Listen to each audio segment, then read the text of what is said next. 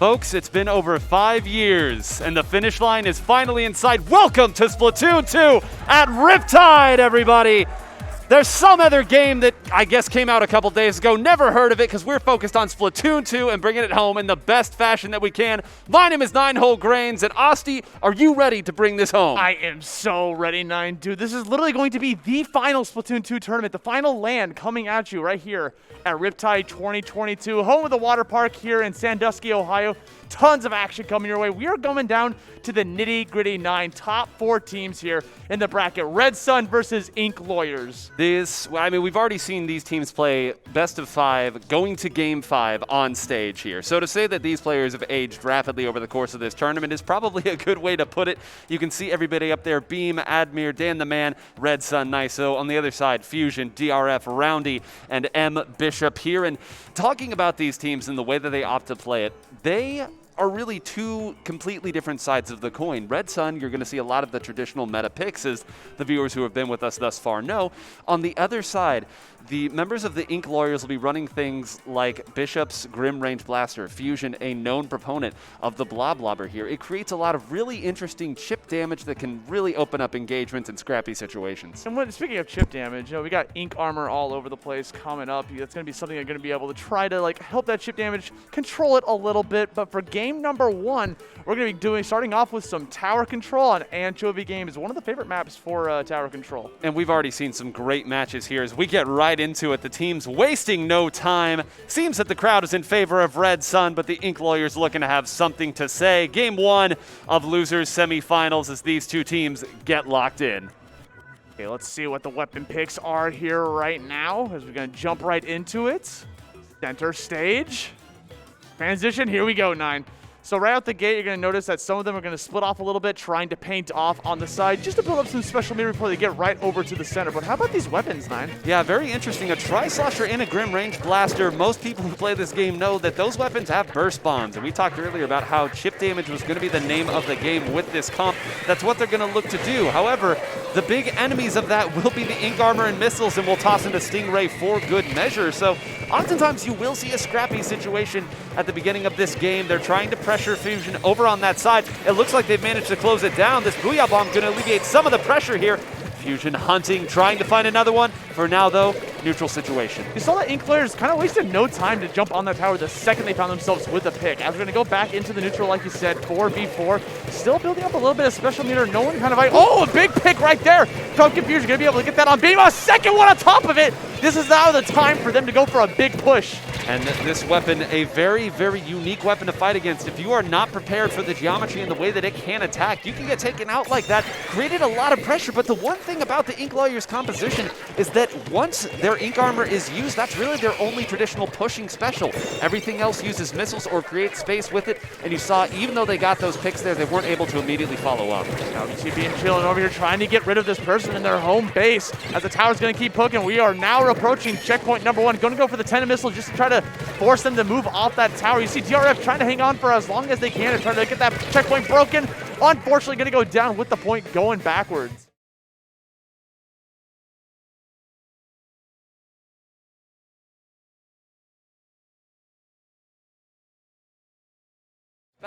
Oftentimes, a chip damage composition like we see the Ink Lawyers use is what you can utilize against that. DRF going to be a big, big reason for it with that Tri-Slosher, a weapon that's still strong, but that's the exact scenario that you want to see. You push forward here, you have your attackers around, they're going to get past this first checkpoint, it appears, without too much resistance. Yeah, all they have to do is just pop those specials, 9, right at the checkpoint to try to help them with the push, as well as they're going to try to go play a little bit more aggressive.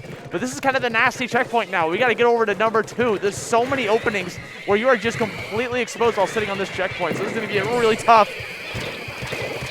Fusion barely managing to stay up there and actually got all of the suction bombs into relevant positions too. That's huge. That might have actually bought the rest of the team enough time to survive. Fusion needs to stay up. Does indeed. They have someone attacking from the backside that they're going to have to tend to, but that has allowed the Blaster player Bishop to come back up as well. The threat not yet done. They need to clear Fan. Bishop being very careful there. Needs to not go down. What an incredible shot. 90 degrees. Have some missiles. Literally wasn't even looking at the map as he managed to get that spot. Goes with 10 missiles as well. Just as a way to kind of disperse the enemy team, but as well as getting some splats on top of that.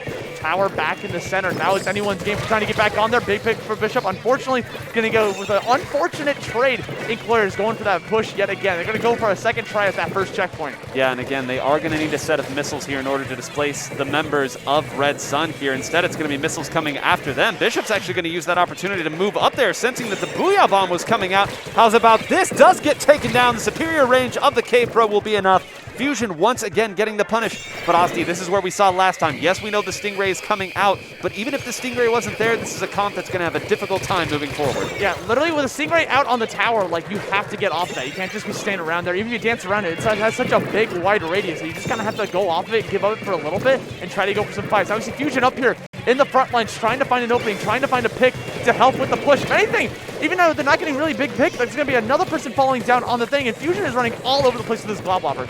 Oh my gosh, the blaster went down there just a little early in the push. I didn't actually see what did it. They created so much space for themselves with Fusion's bomb rush, but with the blaster down, that was the big pressure tool that they had for the members of Red Sun who were sitting up and building specials. Now finally their true front line around, he moves forward, does get a pick.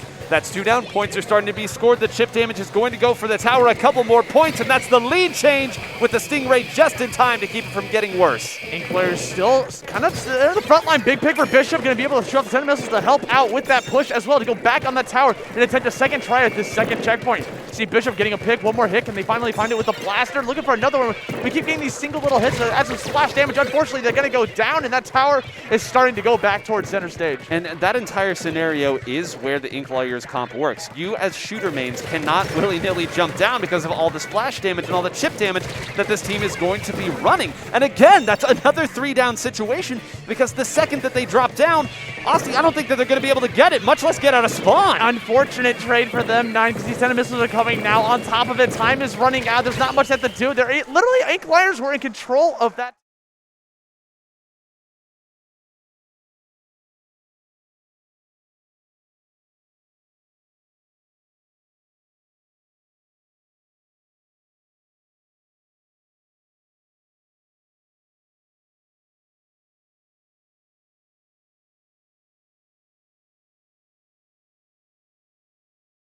Is ink armor, but you can only pop so many of those, and you can only build so many of those. So once Fusion threw that bomb rush out to get them control of that plat, you immediately saw Bishop rotate up with the Grim Range Blaster. You saw the Tri-Slosher move up there, and those will eat shooters for breakfast if you don't know what's coming. And they definitely didn't know what was happening, dude. Like, literally, at some point, I'm wondering, is it worth it to go for 2 ink armors with all the splash damage all over the place? Because I know we've seen that meta before in the past. You would not be the first person to suggest it. The splash damage meta has... It's something that has evolved and gone away and come back as time has gone on. And I think that especially on a land format like this where burst bombs are better, well, they function, I guess is a better way to put it here, but they work. They're a lot stronger on land. And of course, splash damage as a whole, you can kind of consider more reliable. But more than anything, I think it's very difficult to bring together players who can truly take advantage of it like these have been able to. Yeah, and you see Inklayers definitely taking control of that entire first map as they're going to get that first point. Let's go over to our second map of the day here. Let's see if Red Sun can try to make it up here, because we got Rainmaker now on Manta Maria. A nice long map here. Going to be plenty of avenues to take advantage of the global specials. You're going to see basically these same 2 comps all throughout. Any shocker? No, no shockers at all. At this point, they got here. They know what weapons they're going to be using. So oftentimes on this map, I'll see whenever there's one forced errors, Roundy actually goes down to the Rainmaker explosion early on. Teams will typically pick one side that they want to attack and then push the Rainmaker the other way. And there's usually a moment of stalling here, and that's when who has the specials is a big deal. That's 3 down already. It's just Fusion over on the left side, and this is where things get dicey. Once again, though, Fusion, very resourceful, does have the special here, might be able to alleviate some of the pressure. That was kind of an unfortunate super jump, right? Because like you were kind of in your home base, not expecting someone to be attacking you that far deep in, but unfortunately going to get that big splat. It's going to give them a huge push for Red Sun to make this initial aggressive approach. Already got one more splat. You're seeing Niso just trying to paint the way. Gets another splat on top of him. They're just trying to push away a little bit. Already 33 points. That was a gigantic push for the first one. And it's not done yet. They have 3. And again, Bishop not going to be able to do it. The Jet Squelcher has the range. Dan going to throw this. That's another by Admir. They're going to push forward even further. Didn't get the Rainmaker there. 5-4. And it's stopping right there. The pressure's still not alleviated. They are fighting for their lives, Austy. They're still in there, man. They're like trying to get another pop on top of that. The Rainmaker's still on the home base 4 points away. They're looking to close this out immediately. Unfortunately, that's going to be a big pickup for Bishop and try to get them out of their base, but they are still fighting for their lives. Still not done yet. I'm sorry, that's another. Are they going to touch the Rainmaker? They do. Can't get any more points off it here, but that's enough time they might be able to get some more jumps in. There's 3. This is not yet done. Can they get it? They do! The dunk? Literally, there wasn't even a time for Inklers to go for the Rainmaker. They were just trying to play defense the entire time. I mean, 60% of the map ain't been painted yet. That is... Yeah, look at that. It's incredible there, the survivability of these strong players when they get to this level. The game-winning pressure perpetually being there over and over and over means that you aren't diving to try to make the hero play. You're simply getting a couple shots, backing up, and saying, they have to come to me eventually. Great work there by Red Sun, and that's the response that you want to see as we will move in here to Game 3. But honestly, with the way these two teams have been playing throughout the entire day, Game 5 after Game 5 after Game 5, I think they've just scripted it for themselves at this point. But you know those are going to be some stressful sets, just going all the way to the final game every single time. And I honestly, I keep going back to that first splat was when that super jump came in and they just got that splat, and that was the off to the races at that point. I feel like if that didn't happen, I wonder if that game could have played out completely different. Every splat matters. Well, and we could even go back even further to Roundy going down to the explosion of the Rainmaker there at the start. We always joke that the Rainmaker shield is the strongest weapon in the game, and certainly living up to its reputation there. But the second that the other two went down, actually what we noted at the very start, whenever the unforced error happens, the Rainmaker moves one way, the attack comes from the other way. It creates this pincer, wins them the game pressure. We'll go into Game 3. Alrighty, we're getting set up here for yet another map. 1-1 in this best race, 3 of 5. Clam Blitz on Humpback. Let's get it, man. So this is going to be all about trying to get like as many clams as possible to get towards the end. You collect 10, you get the power clam, you can throw it into that basket, open it up for the rest of your team to go. So having map control on the entire map is so imperative. Yeah, really interesting here to note that Niso has switched over and actually goes down immediately there. I was going to say over to the Neo Splash-O-Matic here. It's a weapon that a lot of people really like because it does have the burst bomb, and it also has one of the fastest suction bomb rushes in the game here. And, you know, if you're talking about controlling large swaths of area, you're not going to find a better special than that one. Yeah, right. Now so I'm kind of chilling back here, playing a little bit more safe, forced to move back to the Tenta Missile. Unfortunately, getting pincered by the Tenta Missile as well as the other player, Niso being right there on top of it.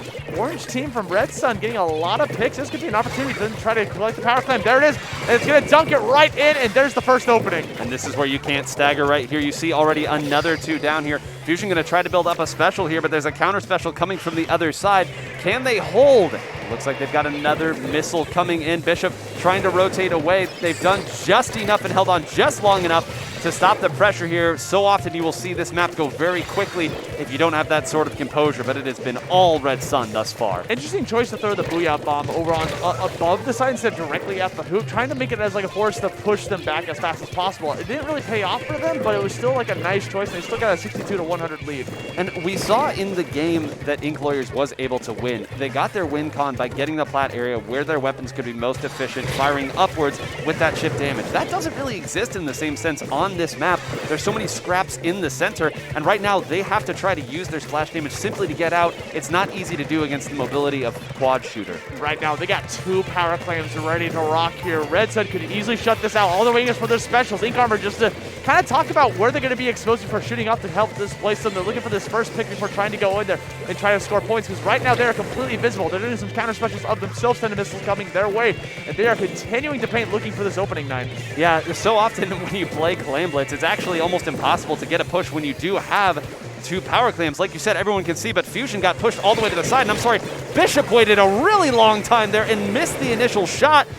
Oh no, this could get bad in a hurry. They have even more points. They're in. Niso with a huge splat there. They're going to continue to push forward there. I think they scored most of them there, finally punishing. They are going to get mid here the first time that they've had it. I'm sorry, you know what? Maybe not. That's a double. Can it be a triple? At the very least, the pressure is still on. They will not be rewarded mid for that fight. They lose all the points, and things just continue to get worse. Did you see how many clams Niso had? Like, if they would have gotten splat, that probably would have been the game, because you could collect those clams and just dunk the rest of them in for the end of it. But, like, this is looking like a very uphill battle for Ink Lawyers. There's the start of something special here. 2 down there. Fusion now again going to take some control here of the map, and finally they have some room to move around. DRF moving forward there. It looks like 2 of them have already gone down. I believe they were trying to take the bottom side of the map here while DRF was waiting, seeing if they could kind of coordinate that attack at the same time. That's not going to be the case. Dan going to get another shot off there with that K-Pro. Incredible. And now all of that advantage, all that mid they'd finally built for themselves, goes away just as quickly as they'd acquired it. Another power clam on deck here for Red Sun, looking for yet another opening before trying to go for it. Gonna go for this battle to being completely exposed. Trade going to be in favor of Ink Warriors right there, but we still got plenty of time for them to try to get something to go here. 1:30 on the clock. Yeah, and that's a great shot there by Fusion here. Finally, again, in mid, we said this before, finally in a position to do it, but watch out, this blob, not the most mobile weapon. Thankfully, a teammate does come to the rescue. How are they going to put this attack together? What specials do they have? Again, the blaster goes down just a little bit too early. They can't close these picks as quickly as you'd like. Yes, this is going to be a good suction bomb rush, but it's almost going to be necessary simply to keep their presence here on this side of the map. Fusion moving forward, they're trying to score. Roundy goes up, but trades instead of getting the outright pick. That is 2 down. They're going to get some scoring, but it looks like this may be it. Yeah, Fusion was holding on to so many clams on top of that to try to score right afterwards, but look at that. They only got like 2 clams after the power, so not the most impressive push out there. Plus, we're going to give a pity clam over to Red Sun, so we're going to see how this is going to be able to play out. Good pickup coming up from Beam. We're going to try to see how it's going to circle around with 45 seconds left on the clock. Yeah, and at this point, if they can't get back to mid, they're certainly not going to be able to build up the resources in time, and that's on top of having to play defense here. Beam moving forward, not sitting back and building up. And Ink Armor here actually has the chance to be cheeky here and maybe get another score. If they toss one more over here, the basket being open completely changes the dynamic of how they're going to have to attack this ending of the game. Beam is going to build it, opts to rotate back, giving up their position in the process. That's nice going down and hold on. Do they see this jump? They do. Can they close? They do. That's 2 down. Bishop moving forward needs to stay up at this point. Every single splat so precious. Yeah, literally getting these splats is so huge for them, but I don't think they have enough claims to get anything meaningful off of this. I mean, they're going to have to try because this is the final push. Okay, got the power clam coming out, got a pick on top of that. Get that the Booyah Bomb to prevent them from being able to go in. Fusion's holding onto this power clam, has to get another splat on top of it. Trying to paint over to the left side, throwing up the flop bombers, gets a pick against ISO. Power clam still in play. Have someone else pick that up. They're going to be able to circle around it. These things are not looking good for Ink Warriors. No, the moment that they had rotated over, you saw Roundy went down at the very start of that push on the K shot. They then tried to swing over to that side, and if you don't immediately get that pick with that blaster blob combo, the other members are going to rotate over. You know they're more mobile than you. You know that their layer of consistency is much higher than yours, and you got the sense that that game was over as soon as that happened. A nice 19 bomb there from NiceO there. We said an interesting choice changing over to that weapon, and clearly the right choice. Yeah, honestly, being able to get that win and getting all those scores at the end was very imperative for them. And honestly, I feel like they had a really good Red Sun had a really good job of just kind of painting the floor, making sure they had a majority of the map, right? Yeah. It's so you can't miss the floor, right? If you're going to shoot out there, you got to be able to have paint all over the ground as much as you can. Yeah, well, and that's what quad shooter is known for. Simply get up there, fight a little bit, move back, paint over, and that's the real danger of using a true chip damage comp like the Ink Warriors are running. You saw what it can do on tower control when you get into the position that you need to then attack. The opponent has to come to you. But in scenarios where you're simply trying to control large swaths of area, your weapons simply don't have the consistency if they aren't paired up. And, it can be done. It certainly has been done lots of times. But I'm not really surprised with the way that game went. I think on paper, you knew one team was going to be a bit faster, they were going to have a higher level of consistency, and they were certainly rewarded as that game went on. Being able to collect the clans as fast as possible. We're going to take a little bit of a detour here, going over to the basic splat zones on Mako Mart, one of the favorites out here. You see a lot of people loving going to this stage. Whenever that's on rotation for rank, people are jumping on this one. Oh, absolutely, and the players have to be comfortable with it here. Be interested in seeing if we see any changes whatsoever. I know earlier we told you there probably wouldn't be many, and surprise, surprise, one side looking the same and the other not so different. All right, yeah, literally, like you said, just the same exact stuff here. We got someone zoning completely to the fast center as fast as possible. Not too much special meter being built up. They just want to try to collect that middle of the splat zone as much as possible. Mid is the name of the game. We got a splat on both sides. We're already going off to the races here in the beginning. Ink Warriors going to take that first pick. Man, that was so scary the way that went. I actually thought that it was going to be Ink Warriors who were going to be able to crash in there. You saw, I believe it was Bishop on the blaster who got the early shot. How's about another as you call the name? Can we get 3? That's 1 hit on it. Not able to close the deal there. Necessary in order for them to get back to the center. That's going to be delayed 3 down. They should be able to get zone off of this. way to redeem yourself after the way that last fight went. Literally, like, just being able to get those huge picks to be able to give your team some room to breathe. Even though you went down afterwards, you still got the net positive in that trade, you know? It wasn't a GameStop trade, I'll tell you that much. We're going to come over here with the orange ink right now, trying to find a way to circle back and get back onto the center point of the zone. Here come the specials, Nine.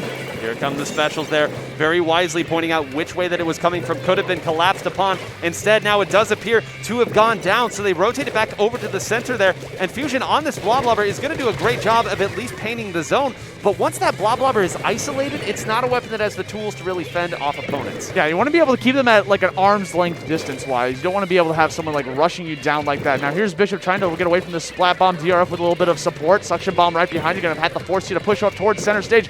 Bishop right there. Does he know he's right there? He is hiding for as long as possible. He tried to escape, but he just could not get away. Yeah, and I'm not sure there if the communication was understood at that scenario or if it was just simply sometimes you try to press the buttons to get out, but with just 40 ticks left on the clock, DRF's going to go down. Dan firing over there as well. Bishop once again getting a crucial pick to give them a chance, but look at this. They've rotated over. Rowney needs to stay up. Not going to go down and not even going to get the trade. Niso going to be able to run forward and attack here. That's the Inkling out of commission. What specials do they have? Fusion's going to try to chuck as many bombs as possible at the zone, but quad shooter, you can't paint over it. You simply can't. Everyone just painting over the center stage, preventing Inklers from being able to take that zone for the final time.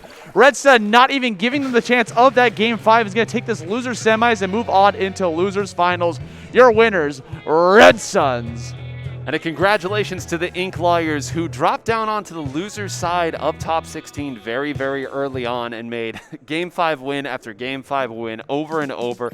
A big congratulations to them for making their comps work. It's not so easy to do. It's always easy to fall back on meta, but really it's always about comfort. It's about consistency, and sometimes you've got weapons that work that aren't meta. And you know, it's very interesting to talk about meta because as this being like the final day that we're going to have said meta before we move on, it's kind of interesting to see people still try to experiment with certain types of weapons, you know? Being able to throw out like kind of zany weapons that maybe they don't even want to run ink armor. Maybe they want to play a more aggressive approach. Maybe they want to play with like the short burst option shooters and just be right in front of their faces instead of going for the back lines, you know? It just depends on what they want to do. Yeah, and LAN I think is so fun as well because oftentimes when you get people together here, they are willing to try, I won't say necessarily new things, but they prep for these. And they've got different compositions that they want to run against their opponents. And again, there are some weapons that just function completely differently on LANs. Brellas being one of them. We already talked about burst bombs, splash damage as a whole.